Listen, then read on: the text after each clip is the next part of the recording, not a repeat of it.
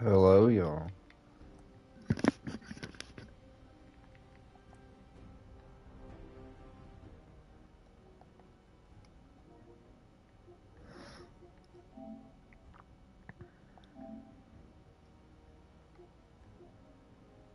Gonna listen to a little Tinfoil Hat and play a little Fallout 4. Maybe even talk a little bit. Tinfoil hat. Oh, what the fuck are you guys even talking about? Global controls will have to be imposed, and a world governing body will be created to enforce them. Welcome to Tinfoil Hat. We go deep, homeboy. Aaron, open your mind. Drink from the fountain of knowledge. There's lizard people everywhere. That's some interdimensional shit. Wake You up. out. This is only the beginning. What's good, buddy? How you doing, big brother? Big pimpin'. Good morning, Swarm, and welcome to Irri- Tinfoil Hat. You know irri- who I am. You know I'm here to do. I'm here Hit to that like button, of course. Joining me, as always, Xavier. Out doing drugs. I see you're playing Tired low. Fallout 4 as well. Because he just wants to be Driving 4 hours? That's crazy. Yeah. Well, I think he's smoking. His words, not mine. Join me as always on the ones and twos. J Nice, Juicy Johnny, J Dog, Johnny Woodard. Hey, somebody told me the other day one of the nickname that you were trying to remember you forgot was something like Eclipse Master or something like that. Master. Yeah, I think Eclipse that's what it was, Download 76 if you can it if it's on plus. I gotta get plus. I'm waiting to. I tried to go to the bank tonight. I tried to go to the bank today, but it was Sunday, so it's closed. And the mobile deposit from the ATM's not working at my bank right now. Chat GXG. That's Okay, what it was, GXG. Johnny, thanks. But yes, 76. I feel like that would be cool to play together. Oh yeah, Tommy Chaos was fantastic. It dude. was fire, We had a dude. great We'll time. get into Literally fire. It was about 90 degrees. I in love there. Fallout, and damn. Still great. Well, most packed I've seen, and I Yeah, said this Fallout's last time, dope. really packed, but this was even more. We need to get on some Fort. Time since COVID that they've let the room be full. They've been going with these COVID numbers forever. Like, oh, we can't have this all the way. Now they finally let it all go. Lineup was amazing. It was great. I mean, Tom Segura walks down the stage first. I'm trying to figure Dude, out we How do you get opened better up than with Tom Segura. That's unbelievable. That's how, you know, Dad. Exactly Tell you what is up. He's so what to do. Like it's. So Tom Segura. I'm searching the edge of the glowing sea. Yeah, sure. Hinchcliffe coming off that Brady roast, bro. Yeah, That's huge, yeah, man. yeah. That was great. Dressed like he He masturbates got to NASCAR. I fucking love him. Dude, he had that giant ass belt buckle on. Yeah. He, no, dude, he got a reception, bro. Dude, when they stepped out. announced him, I was like, damn. So the only other time I've ever seen that was when it was like, oh wow, was when Whitney Cummings blew up. Oh, really? The first time she blew up, I'm like, welcome, Whitney Cummings. This was at the Improv, and the place went up. I'm like, and I remember thinking, I'm like, whoa, Tony Hinchcliffe just got the biggest pop. He was not humble about it either. He I was either go Brotherhood or Minutemen. Yeah, that's the vibe, right? More than that guy. It was so There's nobody enjoys it more, and good for him. Good. For Yeah, him. Minutemen is the style I like. I like to dress all my people up like the gunners She's just like, in "I came the here for military uniform. and I'm getting shit on by this fucking aggressive man. But that's it. So that was great, Thanks for having guys. We real quick. I want to thank our good friends at Wise Wolf Gold and Silver for sponsoring this studio. Just go to samtripoli.gold. Use the Have you promo played 4B4? okay? And join the wolf pack, man. Yeah, I've never beat it. So I don't drop spoilers. I've never beat it, but I am kind of familiar with a little bit of some of the stuff. I spoiled it for myself. Goes off the tracks, okay? Off the rails. Join Huh. and use the promo code. I like to read into things. Which, if you listen to what the Alex Jones clip we play in this episode, you're gonna have even more impetus to sign up for this because shit's going down. Something's about to go down. Shit's going down. Okay. So join that. We thank them for sponsoring the studio. And guys, we're very excited. If you want to see me live, go to samtripoli.com. Click the event, and I'm going to be in La Jolla at the end of the month, and then I'm going to be at the La Jolla Comedy Store. And then I'm going to be at Costa Mesa. It isn't up yet. That's on the 30th. I thought my game is glitching bad. What's your level? And then I'm going to be It's not glitching. My level, I'm leveling up right now. I'm level 11, so great show for you today. I'm really low level. What's your level? Legend himself, Ian Carroll on. He's one of the best that does it on the internet. What a blessing it is to get this guy on the show. And I'm going to be honest with you, he blows my expectations away, and he's just great, right, Johnny? He's absolutely. It was a great conversation with a very tall Nephilim man. Okay, so you guys are going to enjoy this conversation because it's what I call screaming in agreement. We're yelling at each other in agreement. That's what we did basically the whole show. So great show. Enjoy this episode with Ian Carroll. And now we're starting to get some. Now we're starting to figure out what's going on. I think I'm like 19, but I still have my very first character I've ever played. Really, I wish I had my first fucking character I ever played, dude. I don't have any of my systems. I wish I had my old systems. For quite some time now too, so I appreciate the chance to talk. I appreciate that. I'm sorry to cut you off, but I'm sorry, dude. But I'm somewhat little giddy, so I'm very excited to have you on. I've been watching your research, and I must tell you something, Ian. I feel I gotta make an apology to you because you came onto my timeline on Twitter and Instagram kind of out of nowhere, and I was like, who is this guy? Yeah, man. And who is this plant? Have you've beaten the game before, Chris? Dude, I would think the same thing, man. I got the listeners hit me up, and she's like, asshole, he's been on TikTok forever, and he's been crushing it. So I want to say I'm sorry about that. And Dude, after she told me that, I could sit back and enjoy your work. So real quick, for those who may not be familiar with you, can you tell us a little bit about yourself and where our listeners And have you listened to Tinfoil Hat before? They can find me at my website, cancelthisclothingcompany.com, and that has links out to all my other social media and such. And like you said just a second ago, I started on TikTok. Yeah, I did not be like 3 times already. I out my entrance into social media a little bit, and I knew that TikTok would be the best and fastest space to grow, especially for someone with kind of my style and my level of knowledge, which is I'm not like an expert at anything, and I've learned along the way, along my journey, quite a bit. But it's not like I'm coming in as some like PhD researcher or anything. I was just a dude who wanted to be able to articulate my thoughts and wanted to understand the world better. And I was invested in GameStop through that whole sequel. And eventually I just realized, like, I feel like I have a lot of ideas and I know a lot of things. Is that the radio I hear in the background, Tinfoil Hot? Yes, sir. Learn things beyond just a video clip you watch on Instagram. You don't really internalize the knowledge, and so my whole platform is basically a way for me to have an ongoing project by which I learn what's really going on. The DLC is really nice. I'm thinking about just messing with the DLC right now. And so it kind of just turned into it turned into a lot more than I expected. I was expecting a long, slow journey of learning and growing, and just all of a sudden it was 300,000 followers a month for the first 3 months or so on TikTok. It's crazy, dude. It was completely out of control. So you're not wrong that I just came on the scene out of nowhere. And I think anyone especially in your line of thinking, would be silly not to ask if I was like some plan or some weird like operation. Because how does that happen? That's bizarre. You're the best. Fuck is this guy at? There's so much into it because, like, Johnny, have you seen any of his videos at all? I might have sent you one or two here. Yeah, you sent me several, yeah. What is your process for making a video? Like, people like, just get to the conspiracy. I get it, but as a content creator, totally.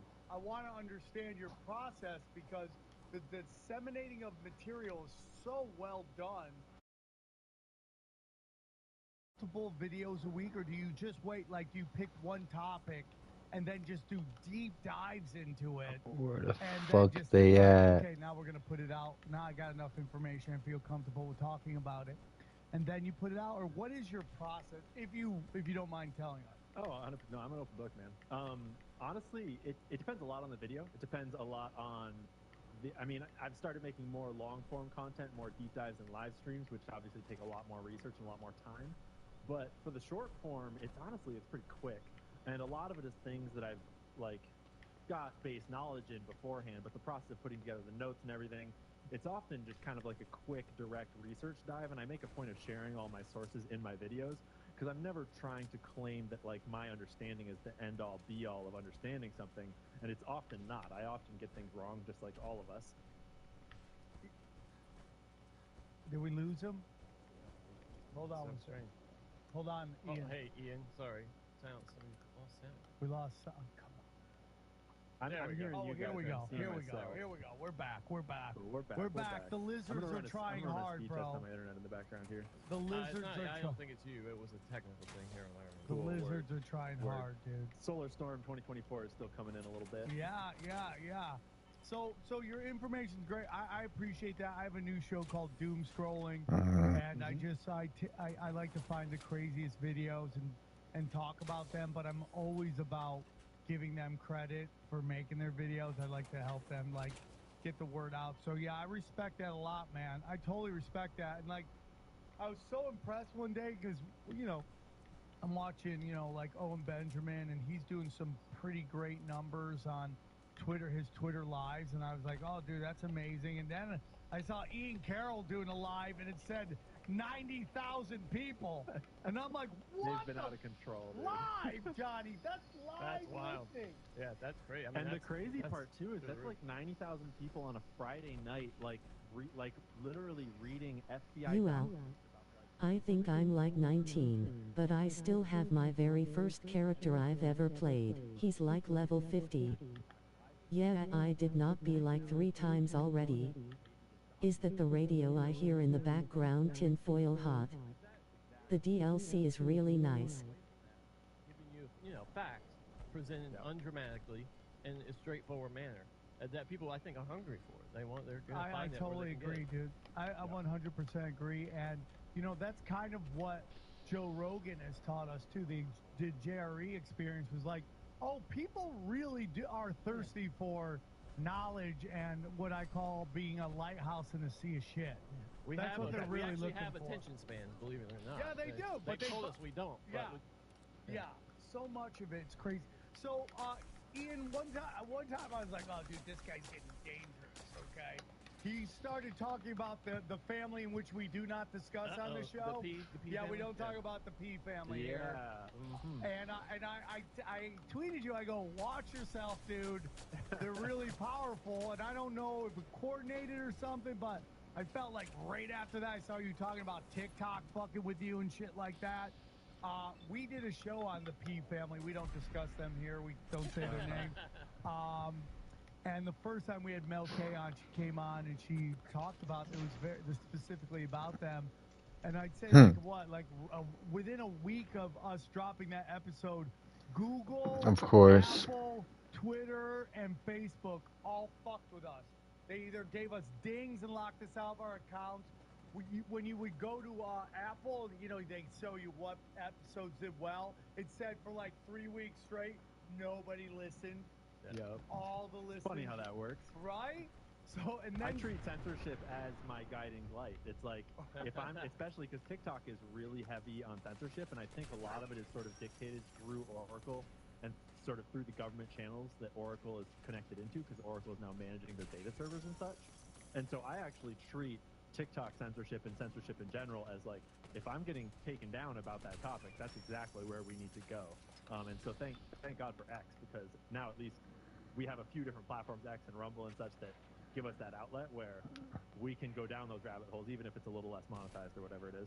I completely agree, dude. I think it's very interesting because forever like there's all this like narrative, oh, TikTok, they're dangerous to us and all that stuff. But based on what you just said there, it's like the same people are controlling everything, and Yeah. It's kind of crazy, but I do get into like, you know, for me, like the label of anti-Semitism is like, oh, so I'm on to something. You know, I mean, I live with a Jew. I take care of a 90-year-old Jewish woman. Like, I have zero problems with calling out fucking Zionism, and it's just like you just call, and it's like it just doesn't. It's not real, and it's losing its power. But you're totally right. When you get, and it's so crazy to me because I was talking to someone last night about comedy and why comedy in Los Angeles isn't doing well. It's because the social contagion of cancel culture has it's become the shadow in the cave where it's not really existing anymore, but people are still afraid of it. So if you go up there and you do a joke about black people, gays, trans, Jews, or whatever the protected class is, people get quiet. They might think it's funny, but they don't want anyone seeing them thinking it's funny. So it's like they are like, oh, so we're like, dude, if it Everyone's makes you nervous, socially controlled. It's this group think thing. And now that we've seen retroactive canceling based upon what you said, 6 years ago when whatever group wasn't a protected group, and now they become a protected group, it's like, so how are you supposed to know who you're not supposed to talk about in the future and who you're not supposed to laugh about in the future? It's like the death of free speech and of comedy. It's the death of everything. But and what makes it worse is we're doing it to ourselves. That's the worst part. And we're empowering people that normally would be in the fringe in this kind of color revolution where these people that nobody, they were outlaws back in the day, drag queens and trans, and they were just outlaws. They were on the fringe doing their fringe shit, and now we're like trying to make it so it's like this, like outlaw shit for normies, and it's just not good. And it's not powerful. And it's just a lost cause. So I really do appreciate everything you're doing. So I'm ready to let's get into some stuff. Do you find it weird that P. Diddy's still walking the streets of Miami? Do you find it weird after all that, or what are your thoughts? A little bit. I think that there's a sort of center line rational take that the raid that happened was clearly a part of a criminal investigation, whereas the lawsuit that we have is a civil lawsuit. So the standard of evidence is really different, and the process of I'm ordering a dinosaur commander. The civil suit is a that red, white, and green. sort of opened the door, and probably Cassie's lawsuit too, to another commander deck. The criminal investigation, and then those raids were probably on warrants for the criminal investigation. But what that means is that they needed to get evidence because they're not like they have something like a 98% prosecution rate. Like they don't go in if they're not going to get it done. And so the way I see it is whoever is behind that is at least the front story would be that they're building an amongst other things, you know what I'm saying?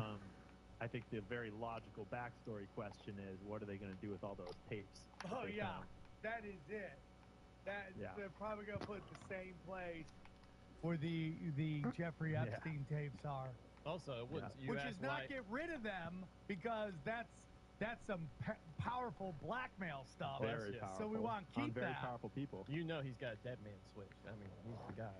Yeah, but everybody says they have a dead man switch, and it never does anything. Right, but he must. I mean, that's probably why he's still alive. They're trying to figure out how to work around it, and then once they do, off with his head. There's so many like Isaac Cappy said he had a dead man switch.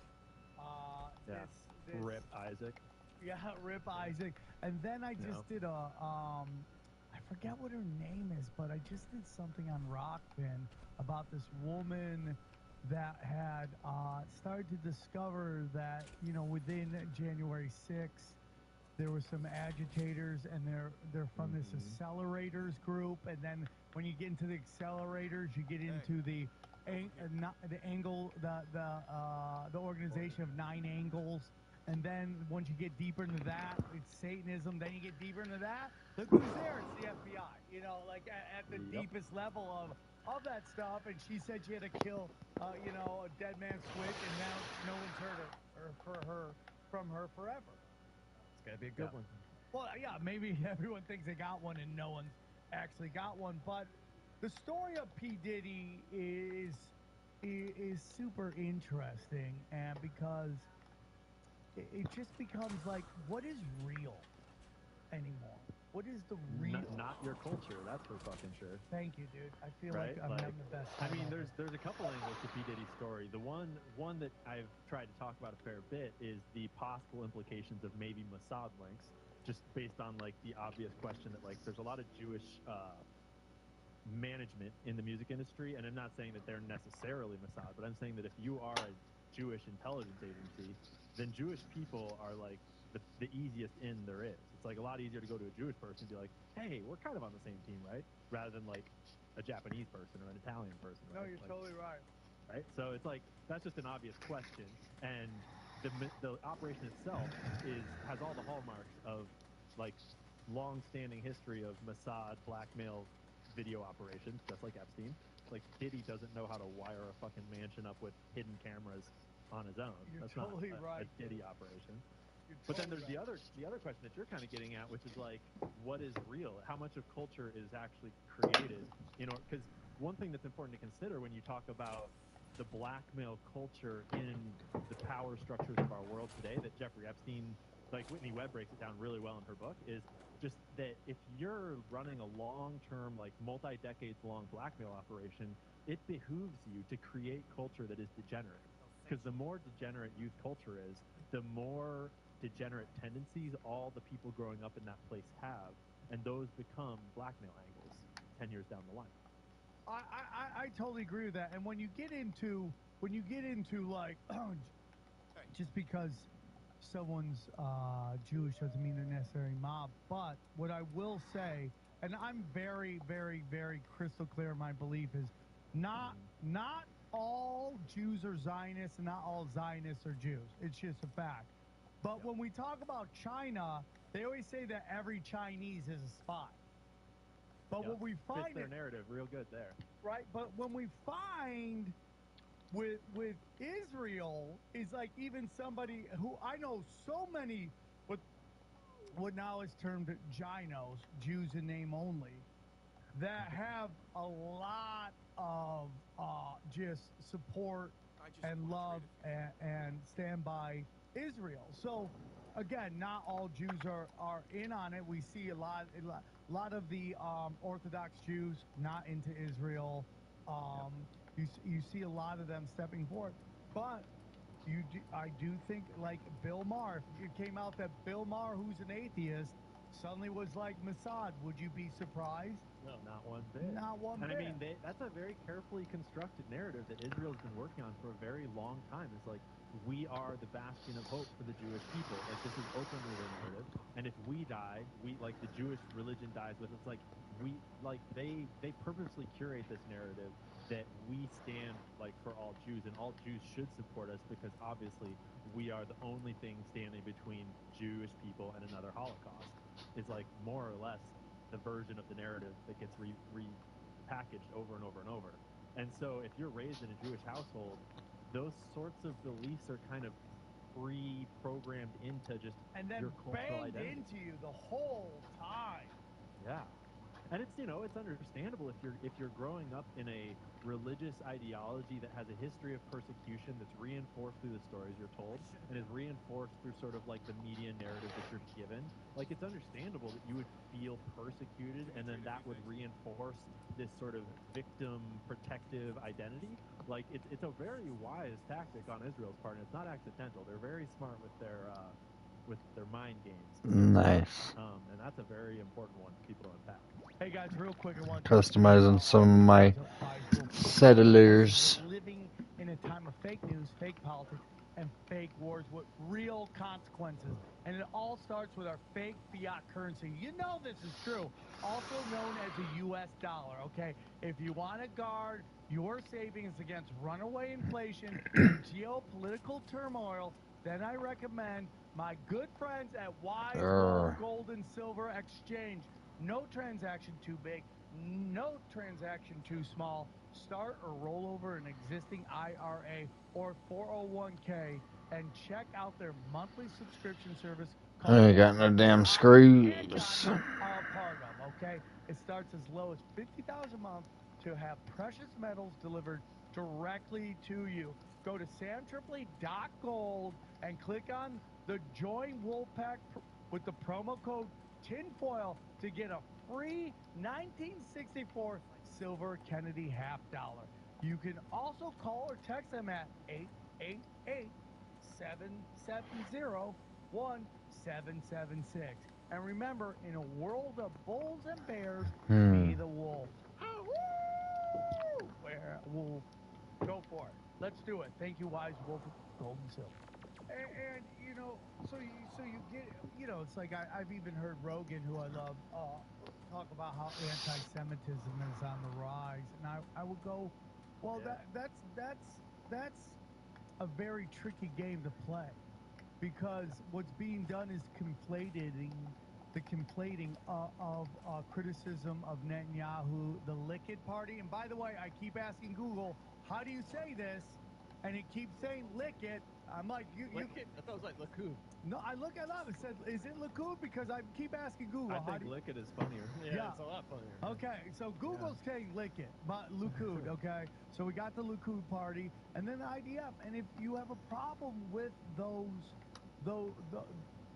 what they're doing right now, the conflating is that's anti-Semitic. And again, that is a giant sorcery trick done to convince Jews that any criticism is absolute criticism.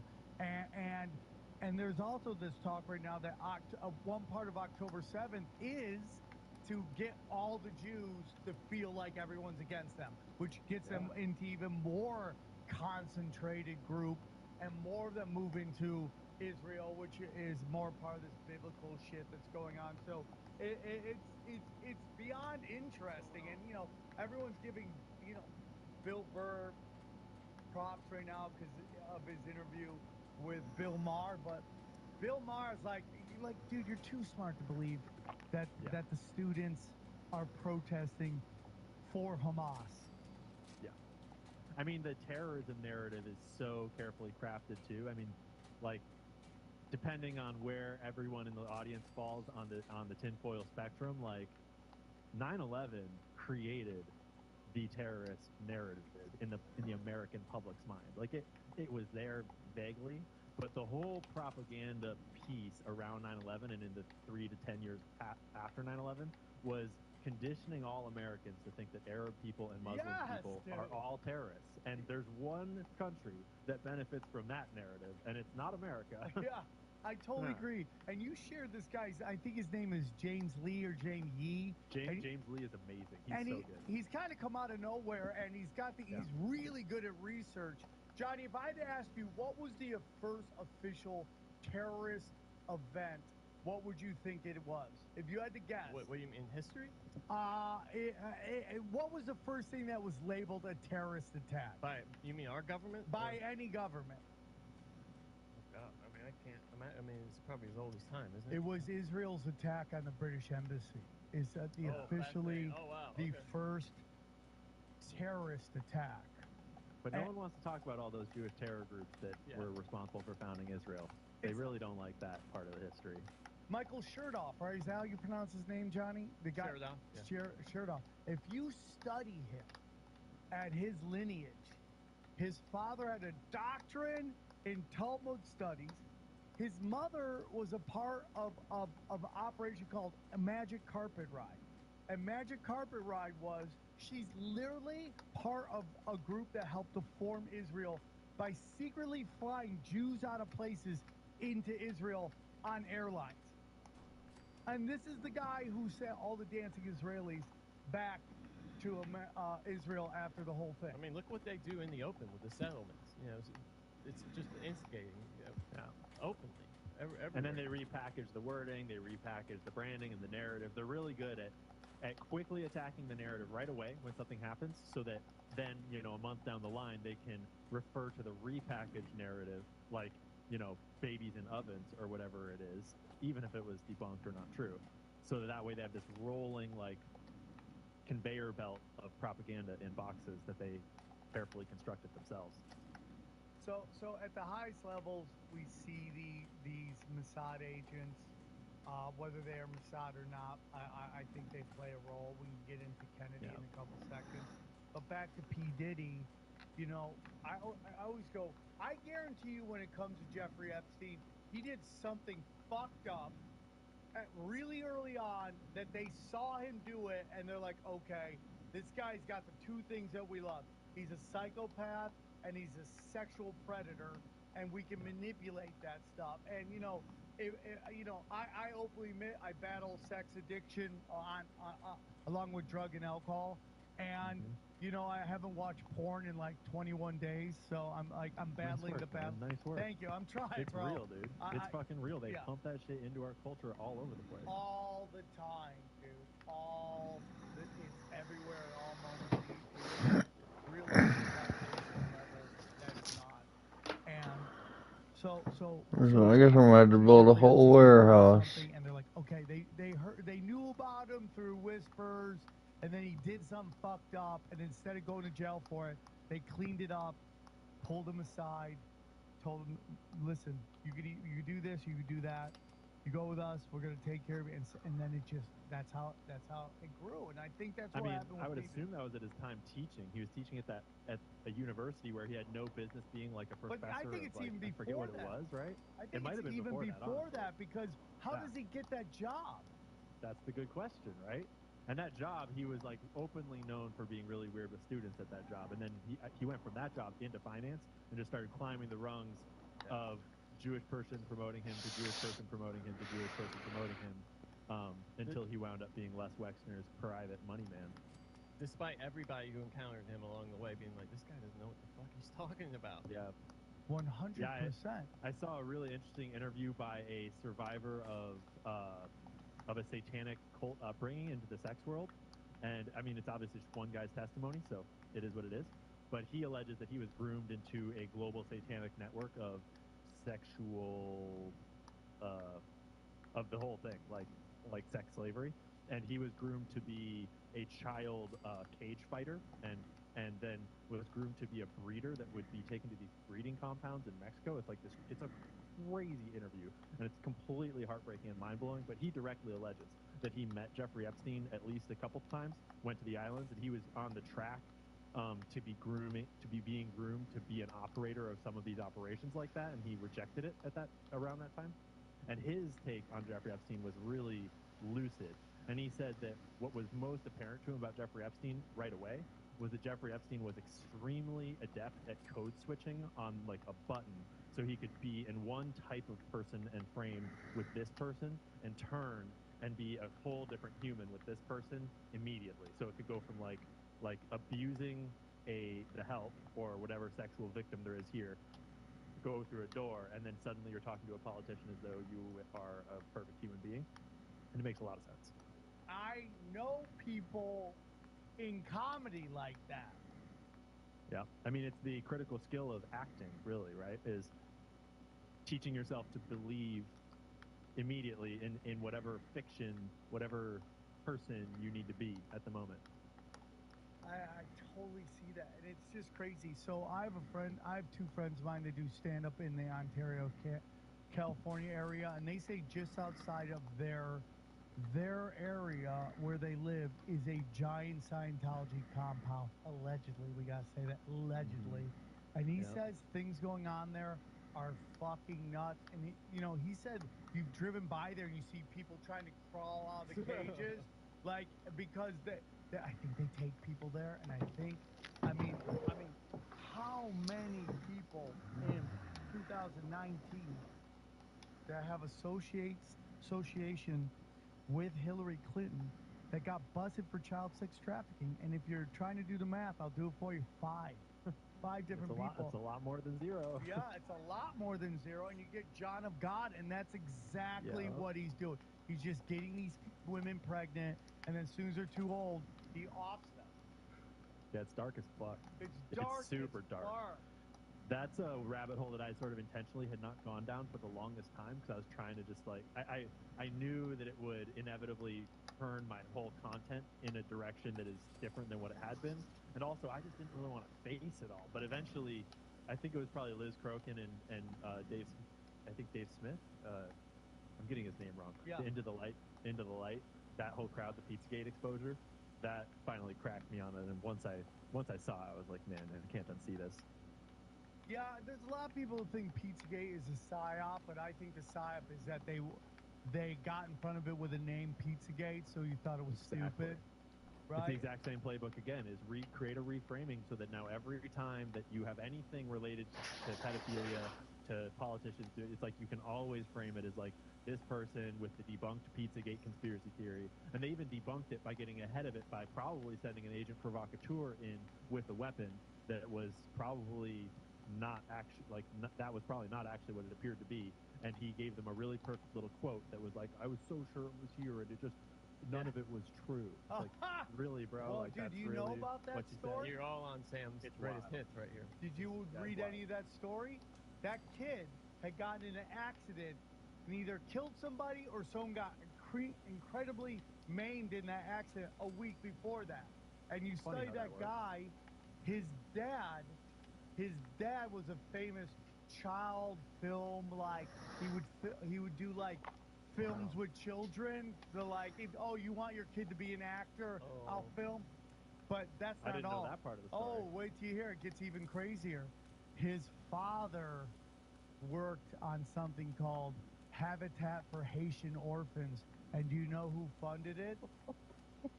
You know, Hillary Clinton. the Clean Global Initiative, and that's Yes, when I knew it was sir. real. That's when I knew it was real, and I called the old buddy of mine, and I go, bro, it's all real. And guess what? Yeah. Guess what happened in that event? That now we know it's a sure sign that something's up, but we didn't know then. All the traffic cameras and security cameras went out. There was no Yep. traffic cameras to record the whole thing. How many times are we meant to believe that? We You know don't Funny how that anymore. works. But at that point, no one really. Everyone's like, "Well, it's crazy." At that point, and then the Jeffrey Epstein thing comes out, and everyone's like, "Damn, dude!" Yep.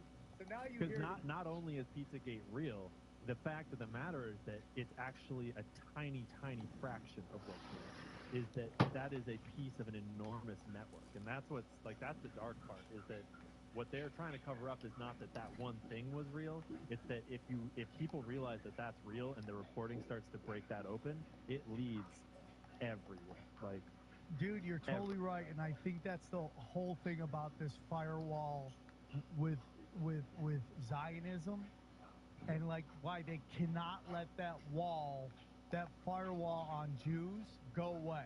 Because the minute you make it okay to criticize Jews, you open up to who's really running everything, and I think it's like way beyond Abrahamic religions. I don't care what Abrahamic religion you want to believe in. At the highest levels, if you study Epstein, just the Israeli Star of David does not appear anywhere in the Bible. There's no Star of David anywhere in the Bible. It's a star of like Ramdam or some crazy shit like that. That at the highest levels. Dude, I get shit on all the time because you're like, oh, you don't want to say it's Jews.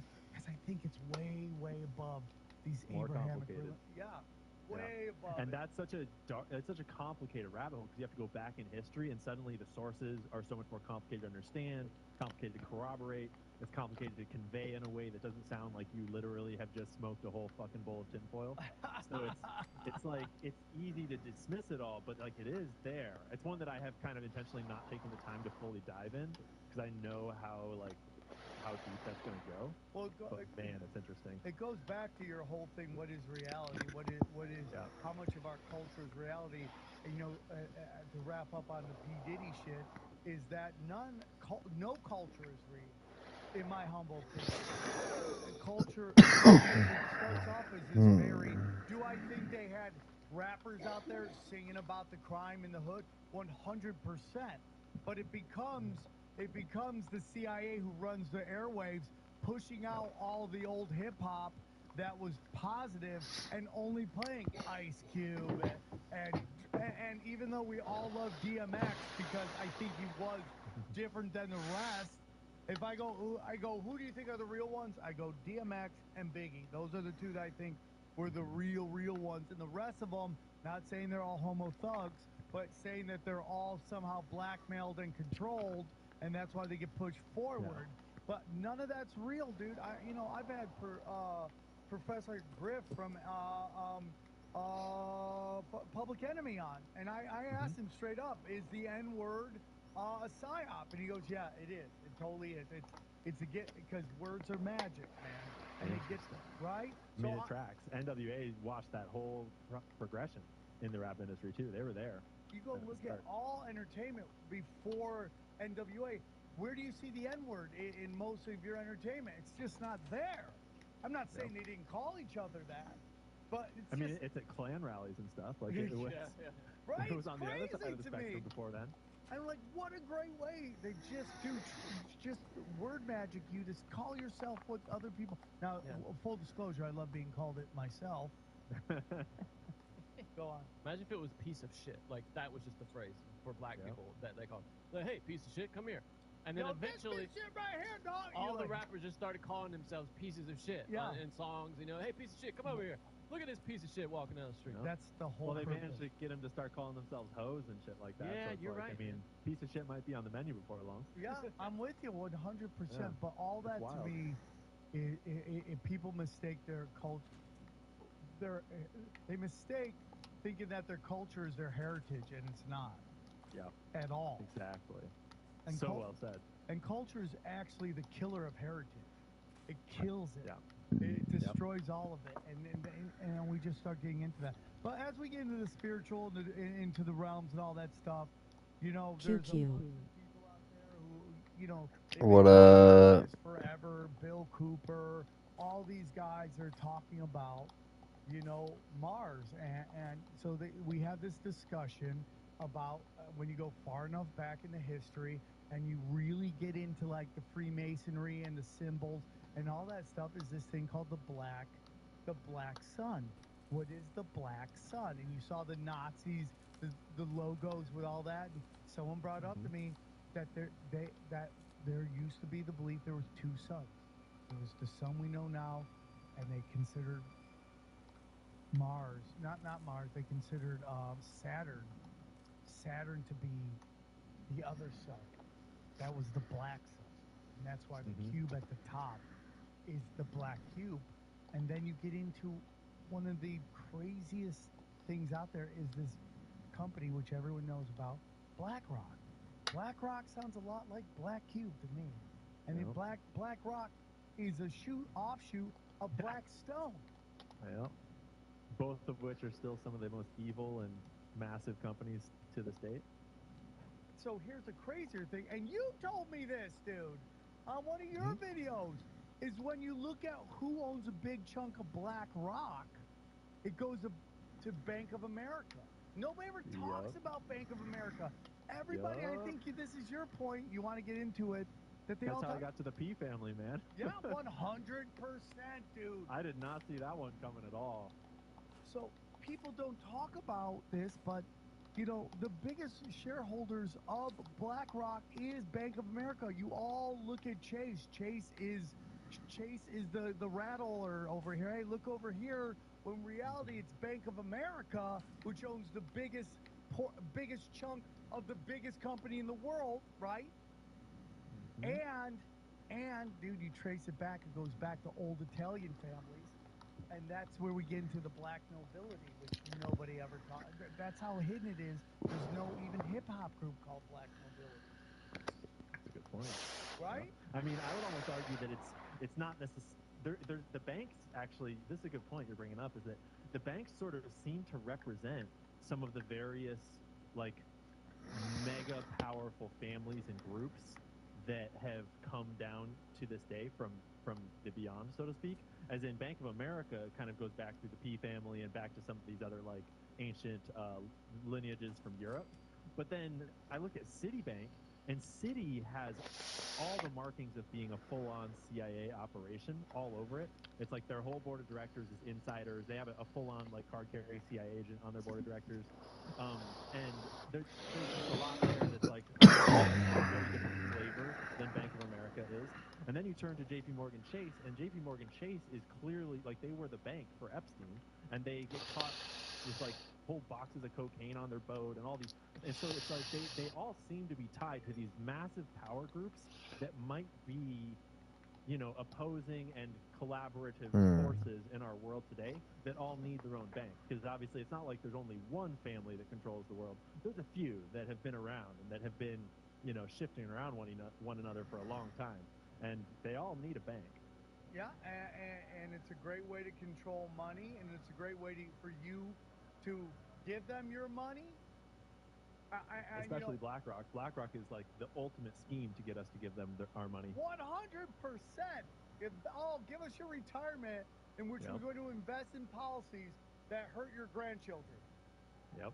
I mean, now it's even give us your YOLOs. You want Bitcoin? Don't worry, we've got a fund for that. Just put your YOLO money in with us, and we'll YOLO it for you. It'll be fine.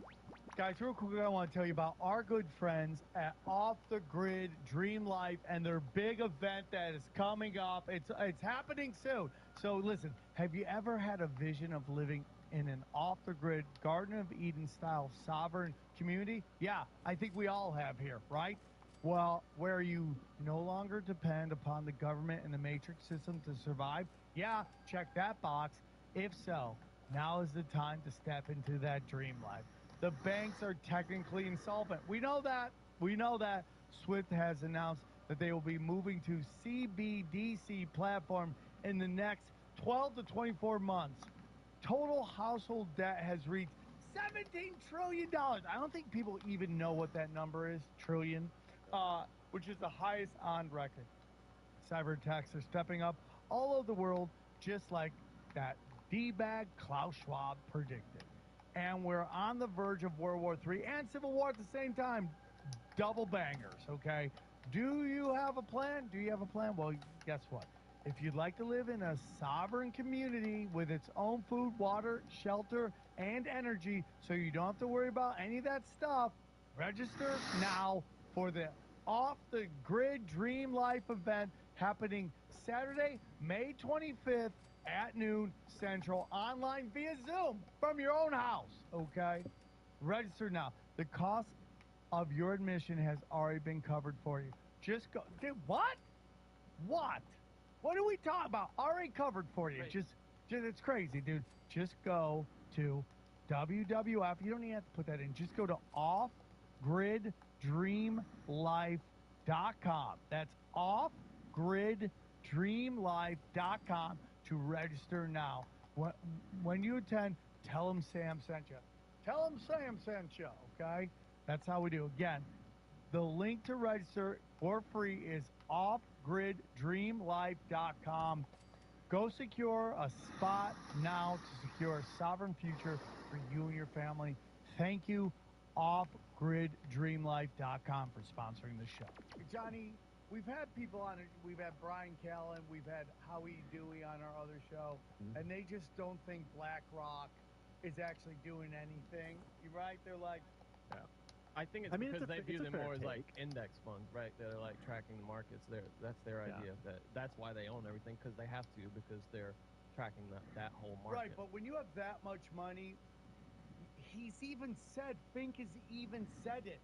We are going to force behavior. Well, I think the disconnect is they think that you're suggesting that because they own everything, that's the actual evil part of it. But it's not that part that you're saying is evil. It's that they are activists, that they are trying to influence the companies that they own. And I think that's debunk. Sorry, that debunk. What it is, it relies on treating money as the object here. Right, exactly. And it's like a classic debunk by all the fintech, the finance people. Is like, oh, they don't literally own it because it's our money. They representatively, but like, no, bro, it's the voting rights that all those shares have. Shares are all about votes, and BlackRock controls all the votes for all those shares, and that's how they are those activists. That's like one of the most core pieces of, like, especially my early content was all about like getting over the hump of people trying to debunk that BlackRock is powerful, because they are clearly powerful, and it's because of those voting rights.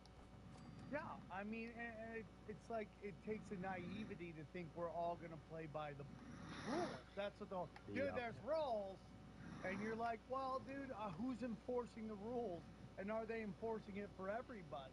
And you going back to pedophilia, you go back to it, and you see that, like, only low-level pedophiles get arrested, so it acts like it's doing something.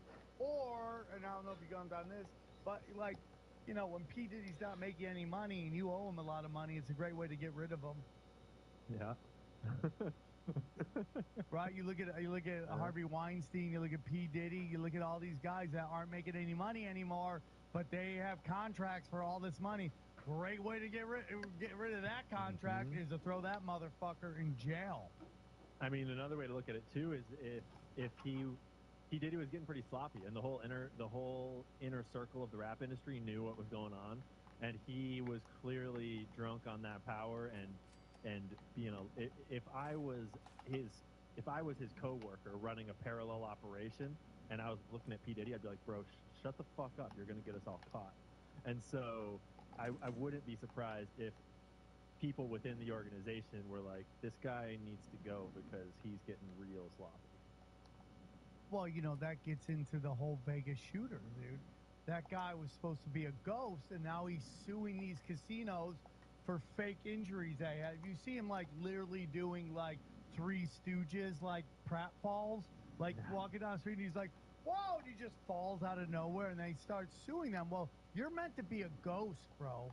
You're not meant to be in the public eye. So they're like, we got to get rid of this fucking guy and take him the fuck out. But going back to the family in which we do not speak of, there's a real discussion that the CFR isn't an actual independent organization. It is actually a trust for the P family's properties and that they control. I would not be surprised by that at all. The CFR, the Council on Foreign Relations, if anyone's not with it, right? What am I looking for here?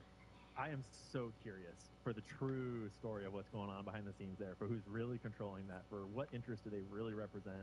Because it's like, I mean, it's not a publicly traded companies. You can at least research all their public filings, all their public disclosures, but like lobbying groups and these think tanks and such are so opaque on purpose, and there's so many people coming and going, and so much complexity to try and unpack what's really going on.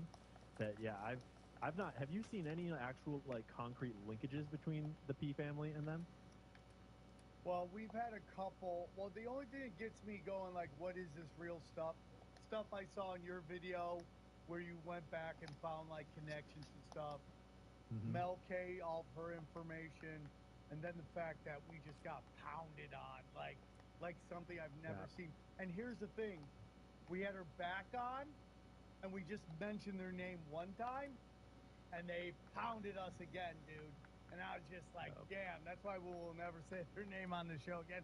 Please don't wait, dude. We're playing ball, but because now the internet is run by AI, and so it actually is ironic how not saying a word kind of actually does work a lot of times, because it's not like they're actually watching the video. It's just an AI scanning for words, and when it finds a word, it brings that video to the attention of someone, or it scrubs it off of things or whatever it needs to do.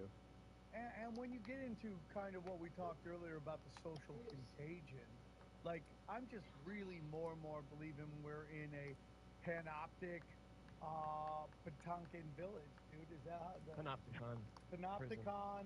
What's it, Panopticon? Or a Potemkin village. Yeah. No, I think it's a Panopticon. Well, you're talking about the Panopticon prison, which is the No, prison I'm where... putting it both together. Okay. Yeah. I'm shoving them both you're mixing your together. metaphors there. That the internet is just not real, and it's not as big as we think, and they want us to think they're always watching. Oh, interesting. I got you. Yeah. I mean, I do think that there's a strong argument to be made for, like, the psyop that is the CIA's and all these guys' competence, because there's a lot of evidence that they're actually pretty fucking incompetent throughout most of their history. Like, they kind of suck at their job, and their job is really complicated, and they've been pretty underfunded for a lot of that time.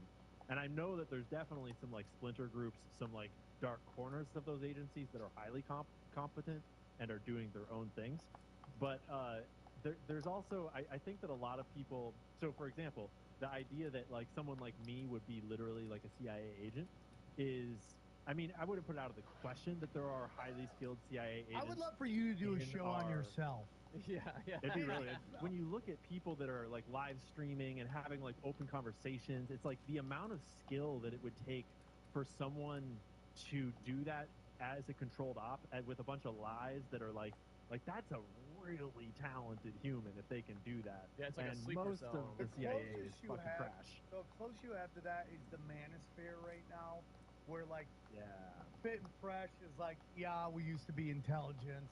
That's in like these kind of really Did weird. they say that? No, he's the Yeah. thin one. I don't know which one. Really? He came out and said he was in the NSA.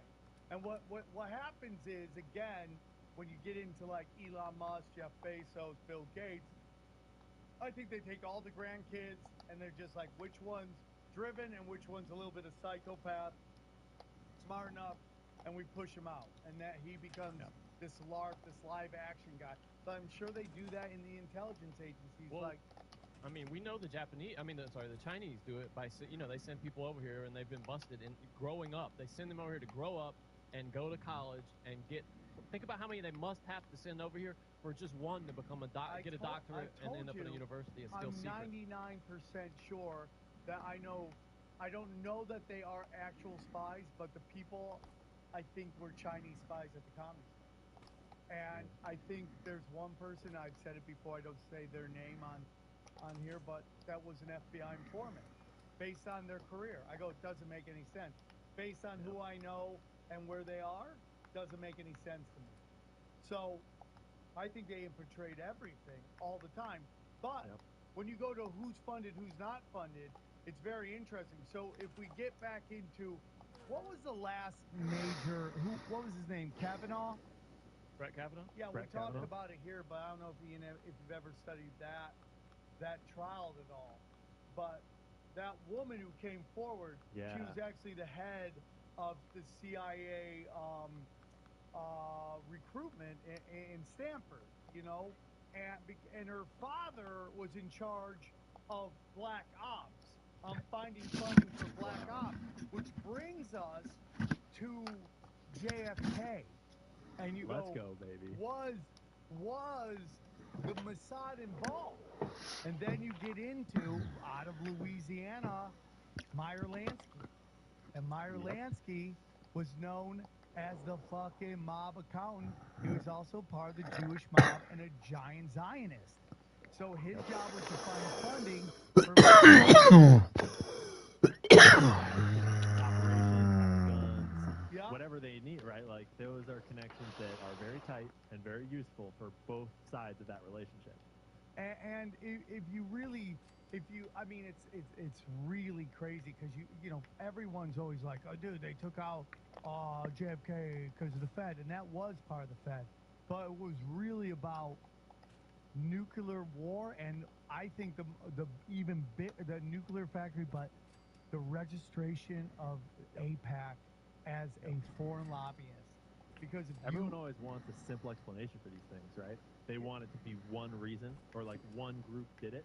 But the far more likely, especially looking at the evidence around JFK, the far more likely is that it was a confluence of lots of extremely powerful groups that all conspired. Like the mafia was involved for obvious reasons. Mossad was involved for very obvious reasons, exactly the ones that you're talking about there. The CIA was involved because Kennedy was no friend to the old hats at the CIA. And Lyndon Baines Johnson was probably involved too. Yeah, I mean, like Lyndon B. Johnson, most likely gay and Jewish, at the farthest way back. But you bring up about these clumsiness of the CIA, but I mean, Mossad. Like, how many times does Mossad get busted and nothing happens? So why wouldn't you just kind of just keep going? You're like, yeah, if they bust us, don't worry about it. Just keep moving forward. Yeah. When you own the bank, I mean, you've got some pretty powerful friends to get you off the hook for some problems. It's so crazy, dude. It's so crazy. And then so then we get into this whole thing. I've been reading a lot of books right now. Believe me, Johnny, multiple books. Shut the fuck up. I I'm on that same believe train right now, man. You've opened you get things from multiple books you can't get anywhere else. I've opened many books, John. And the whole narrative about Hitler being like this establishment guy, and it's just like, based on what I'm reading, and because these books come with the receipts, I don't believe any of that. I believe, why would Hitler be any different than every other leader we've ever had that is selected, not elected?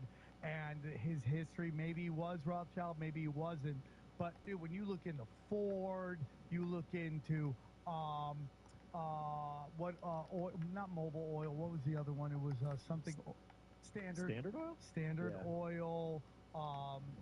You look into ITT, International Telegraph, and Telegraph.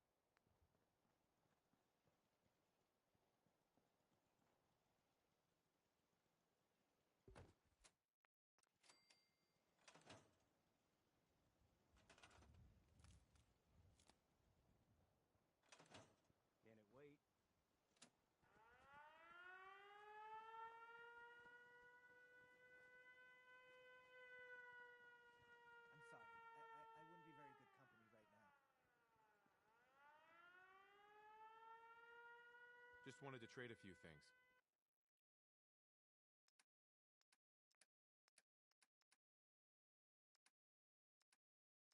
Please, I just want to trade a few things.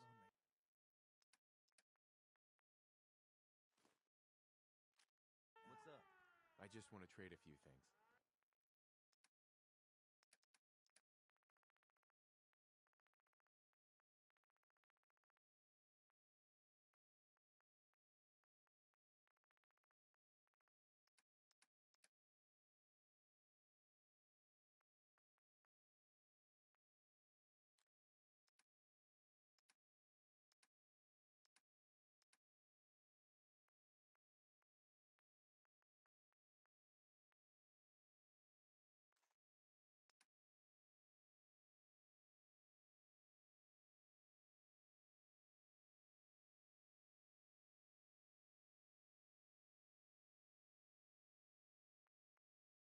Some days are harder than others. But even the hard days get easier than the one before. Need something? Hey, Is there something you need? no, nothing. No problem. You're tied to the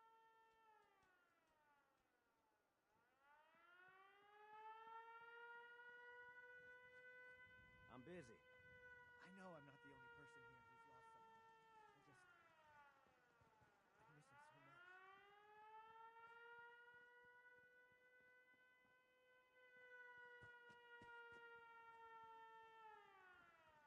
What do you need, General?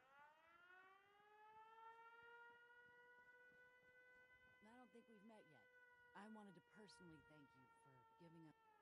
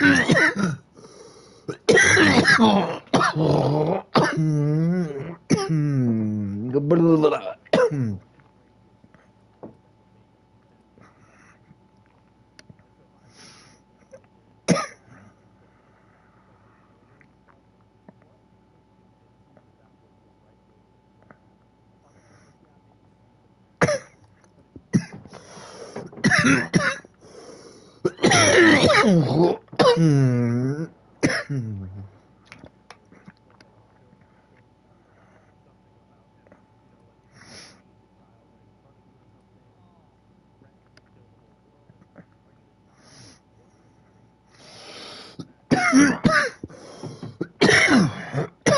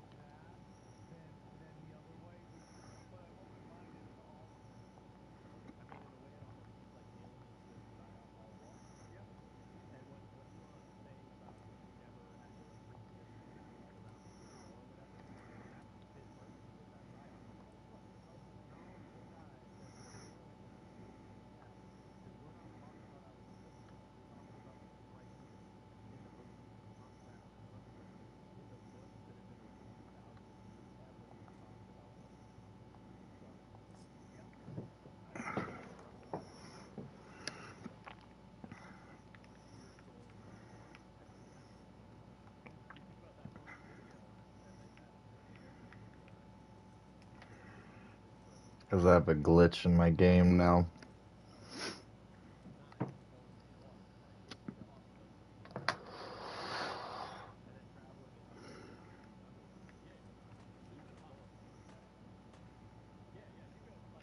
What up?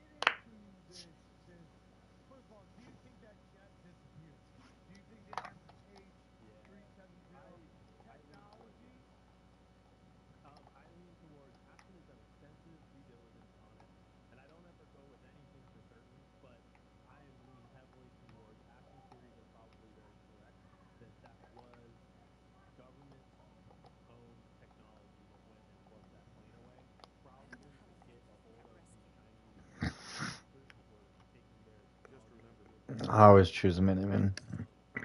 Hardly anything they have with them. Nice. And they're probably either dead now or considered away on an island of witness protection for the rest of their lives. And I think that the leaker leaked it because he had access to those terminals and decided to leak it because it was that striking that that was happening. And it is also fresh about who the leaker was. I wouldn't be able to. I think Really? It's still alive. Yeah. I mean, I I'm grew up, telling you, but sorcery, dude. Y'all think I'm a crazy person. They seriously hardwired sorcery. They have Doctor Strange level fucking technology. I mean, in the Konosuba documents, they directly talk about consciousness controlling the technology that they're studying, meaning that the spacecraft they're recovering are controlled by thoughts. And they obviously have a lot about remote viewers and de and rematerialization techniques and transferring matter across space-time barriers that are also controlled in an official government report. I believe it, dude. 100%. The world is not what we thought. The world is not what we thought. It's a lot more interesting. You can totally 100% be in on this, on the mysticism, if you learn how to do it, how to manipulate energy. And first of all, I do believe in my heart of hearts, and this is something I want to do very badly, is get out of the big shit. I think it's really important. I think Yeah, Sam needs to get out. psychic abilities here with these 5Gs, All the energy signals, all of it is trash. all of it is And it's not just that too. It's the air we breathe. I mean, break. I live next to the train factory, and that shit just it can't be good for you. The food we eat, the water we drink.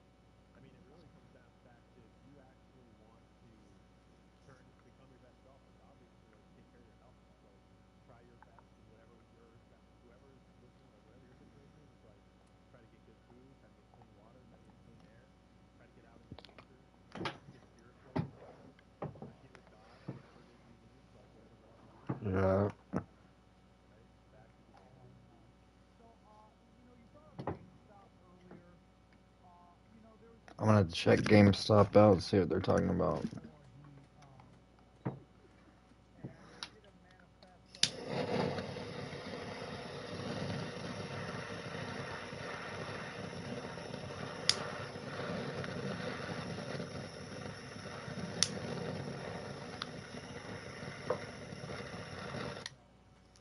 and he was talking about how crypto is a giant Ponzi scheme. And it's very interesting because Johnny and I were both a victim of Celsius exchange.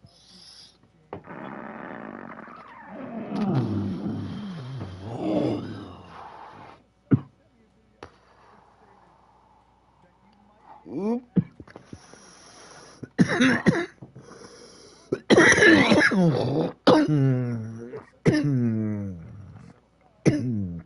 100%. How much of that is naturally like that? How much is GameStop a natural situation?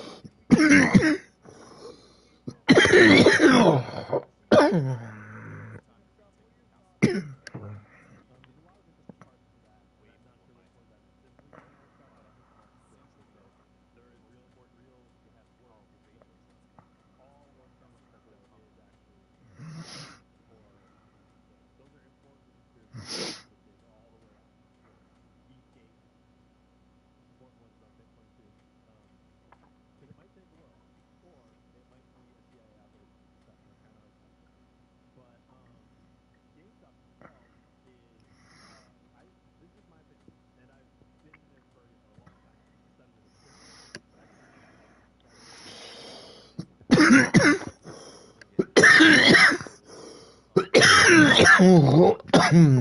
and failure. Tested it all on my own.